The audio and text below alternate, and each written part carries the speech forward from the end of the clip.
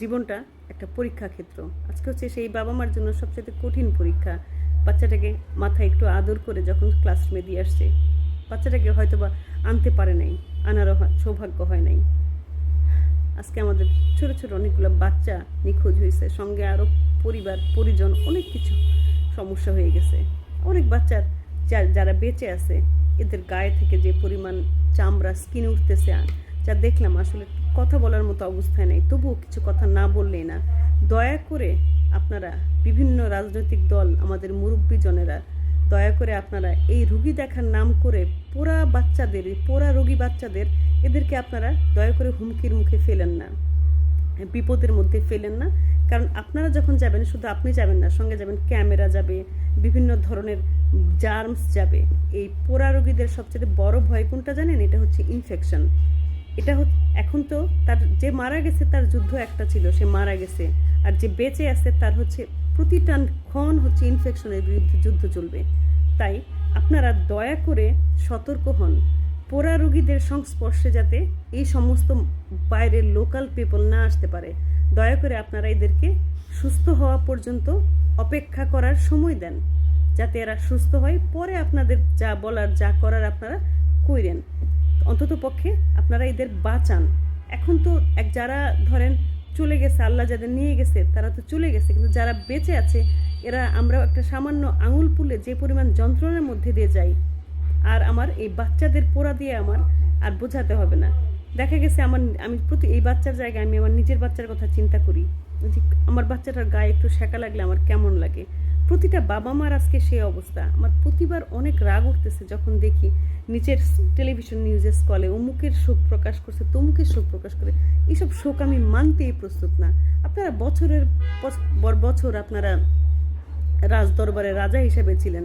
৭৬ সালের বিমান, কেনা বিমান, ৬৬ মডেলের বিমান, ৯০ সালে আনা বিমান, এসব বিমান কিভাবে আপনাদের এখানে থাকে? আপনাদের এখানে কিভাবে বিমানটা থাকে?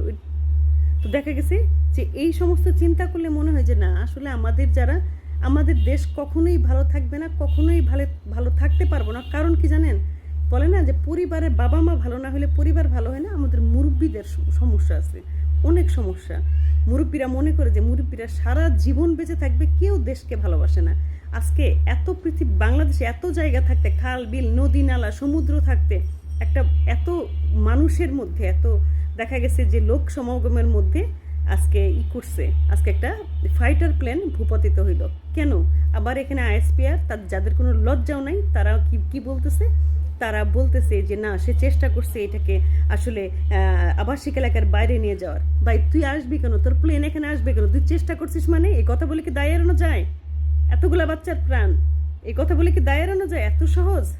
আপনারা নিজেদের বাচ্চা যদি এরকম হতো, আপনারা কি চিন্তা করতেন? আপনারা সমস্যা কি জানেন? আমি খেয়াল করছি, যারা বড় বড় পোস্টে কাজ করেন এরা মনে করে কি জানেন? আপনাদের বাচ্চা হলেন আমেরিকা থেকে পয়দা করে আনেন। এই জন্য বাচ্চা মানুষ না, ওইটা হচ্ছে এই বিরাট একটা কিছু। আর আমরা যারা সাধারণ মানুষ, এদের বাচ্চা হচ্ছে মাটিতে পয়দা করি, এটা হচ্ছে মাটির মানুষেরা। দয়া করে আপনারা এই সমস্ত ভণ্ডামি বাদ দেন। সারা বাংলাদেশে একটা বিচারের সুষ্ঠু তদন্ত করেন, একটা বিচার ঠিকমতো যাতে হয়। সবাই আওয়াজ তুলেন। এতগুলো নিষ্পাপ বাচ্চার কোনো মতেই হত্যা মানার সুযোগ নাই।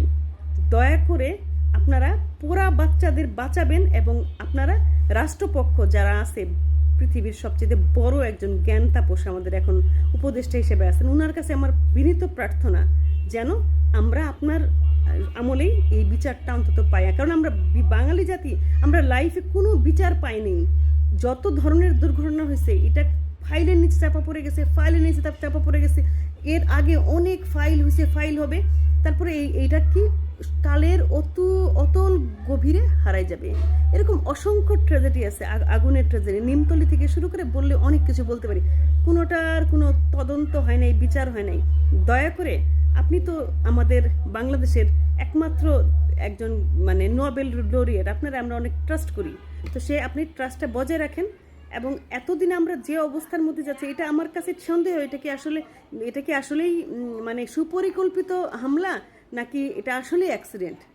এত কিছু থাকতে উনি এসে এখানে যাবে কেন? তো যাই হোক, এটাও আমরা সাধারণ মানুষ, আমাদের বাচ্চা হারাইছে, আমরা নানা ধরনের মনের মধ্যে ক্ষোভ নিয়ে নানা কথা বলতে পারি, কিন্তু এটা সমস্ত কিছু করার দায়িত্ব হচ্ছে আপনাদের। ভালো থাকেন সবাই।